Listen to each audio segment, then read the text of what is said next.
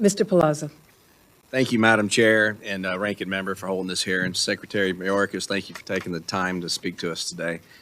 As you may know, my district lines the Mississippi Gulf Coast and has 2 ports of entry where CBP agents are stationed. We have 2 U.S. Coast Guard small boat stations, and we got what I believe to be 2 of the greatest shipbuilders in America right in my backyard.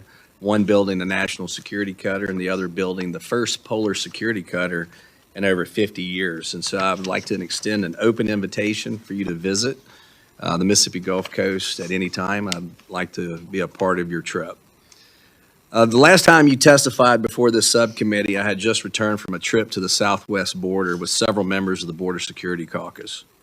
I'm appalled by the fact that it has been a year since you sat before us last, and the only change regarding the situation at the southwest border is that the situation has gotten much worse. This administration's lax policies and opening the borders not just to allow immigration to occur, it has opened the floodgates for nefarious activity and burdened the DS agencies that have the responsibility to respond. This just isn't affecting the border, but it's also affecting local and state law enforcement all across America, not just border states. The CBP agents I spoke with while visiting the border begged us to fight for the continuation of Title 42 because their facilities and their staffing levels cannot handle the massive influx that would occur if they were reversed.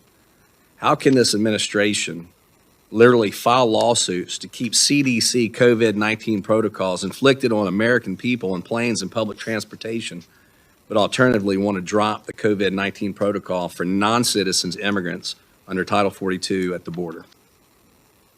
Congressman, thank you, first of all, for your kind invitation to visit your jurisdiction, and I will accept that invitation and look forward to joining you there. And I cannot overstate the importance of the national security cutters and our appreciation for this committee's support for the polar security cutter, which is of such vital importance, especially as our Arctic strategy becomes more important with other nations' aggressions in that area.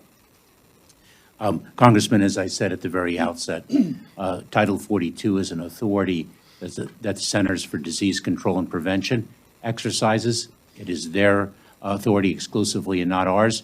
Our job is to implement plans according to whether or not that authority continues to be exercised in their decision-making. Let me be clear that we are mandating vaccines for individuals whom we encounter at the southern border. We are building our vaccination capacity, and those individuals who are not vaccinated are subject to detention if they are not already subject to detention for independent law enforcement means. Individuals who cross our border are placed in immigration enforcement proceedings. They make claims for relief under our law. If they do so and those claims succeed, then they have established a legal basis to remain. If those claims do not succeed, then they are expeditiously removed from our country. The well-resourced cartels, gang members, human traffickers, and drug smugglers will exploit this crisis to further endanger American citizens. A group of 130-plus members of Congress wrote to you calling on you to immediately take all legal and necessary actions at your disposal, of which there are many, to secure the southern border, rectify the dangerous policies this administration has put in motion over the past year, and bring your agency into compliance with the laws passed by the United States Congress. How much has it cost the Department of Homeland Security to cancel, pause, or otherwise halt construction of physical barriers along the southern border authorized and appropriated by law? Congressman, let me say a few things in response to your question, because we are implementing the laws that Congress has passed, and we are doing so effectively, focusing on the greatest public safety, national security, and border security threats. We are exercising prosecutorial discretion, a long established and long-held best practice. We are doing so effectively to have the greatest law enforcement impact, number one. Number two, you mentioned the cartels, the transnational criminal organizations. We have intensified our efforts to attack them and have done so in unprecedented ways. And I welcome the chance to provide details with respect to how we are doing so, not only as the Department of Homeland Security, but in collaboration with other federal agencies and state and local law enforcement agencies.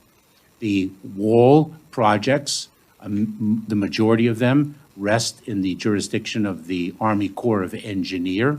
Those that we ourselves control, I believe that the cost of discontinuing them is approximately $72 million, and I will follow up with you to ensure the accuracy of my statement this morning.